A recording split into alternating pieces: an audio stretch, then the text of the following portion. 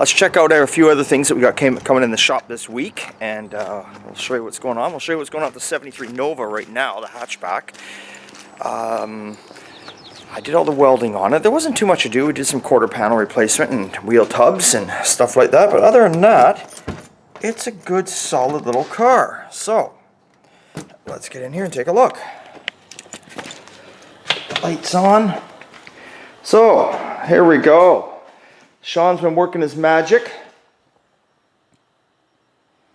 getting it all ready. They put the cowl injection hood on there. Front and rear glass is coming out of it today. Replaced one fender. We should be actually pulling the doors off this car today and replacing the door pins in it.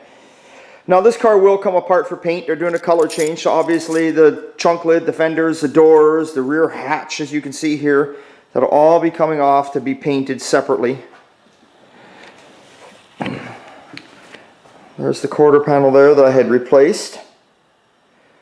As you can see, Sean just does a little bit of mud work up on top there where the weld was. I can see he's still got some tape on there. He's still got a little more sanding to go to knock a little more of the filler off of there.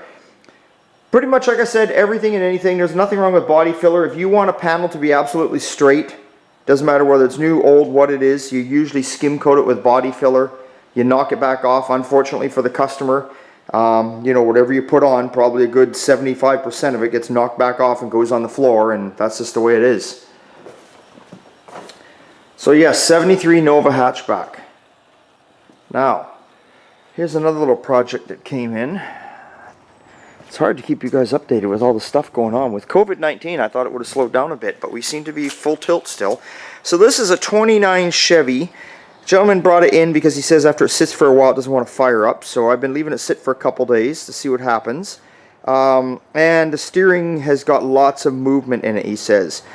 And so I did get in there, looked at that with Chris, and it looks like the steering box needs a rebuild. So it's a neat little car. He's put disc brakes on the front. We can see up underneath through there. I don't know if you guys can see, but down inside of there it's all new disc brakes. Someone's put, you know, modern shocks in it. Wouldn't have had shock absorbers like that. And it does have an old, see if I can lift this up for you. He's taken a Blue Flame 6-cylinder out of a 56 Chevy that was all rebuilt, and he put that in there. It's a very cool, very, very cool little car. You don't see Chevys too often. Looks like he's got a low car shifter in there. He's got some gauges underneath the dash so he can see what's going on. He's got his Sirius radio, so he's got his tunes. Just cruising. Chevys are a little different style than Ford. Ford will always be the more popular one, but the Chevys are cool too. Lots of wood in a Chevy though. And for those of you that don't know what I mean, all these old Ford, Chevys, Dodges, all of them, they had wood structure inside the body. And Chevy's just full of wood. So, still got all our projects going on back there. And then another new one that arrived. Now I should look at the papers. These trucks to me all look the same. Anyway, it's a 5-window cab. 49 to probably, I don't know, 52, 53 Chevy pickup. I've done so many of these I just can't keep track anymore. Anyway, this came in.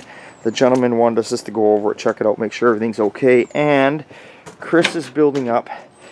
If you're familiar with these trucks, they got a riser that sits along here where you can see it's been taken off, and the bench seat sits on it. We took that out of there because these are newer seats, and Chris is fitting that all in there today. And he's going to build some brackets to mount the newer seats down. So that is what's going on there. So that's another project we got on. And that's what's happening there.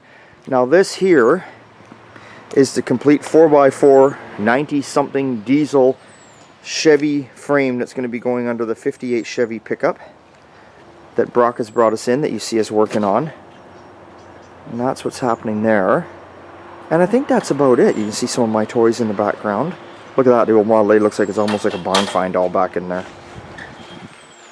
Of course, then we got all these projects sitting here that are on the go that we want rid of. Lots of goodies. Lots of goodies. You remember what year this Chev pickup is? I'm not sure. Yeah, see, nobody knows. 49 to 50. That's what I just said. They all look the same, right? Yeah. He Yeah. It was on a Skylark chassis or something. Skylark, that's what it was, yeah. And it's what, a 305, 350 in there? Said it's 350. It's a Smogger 350. So. Oh, so no burnouts.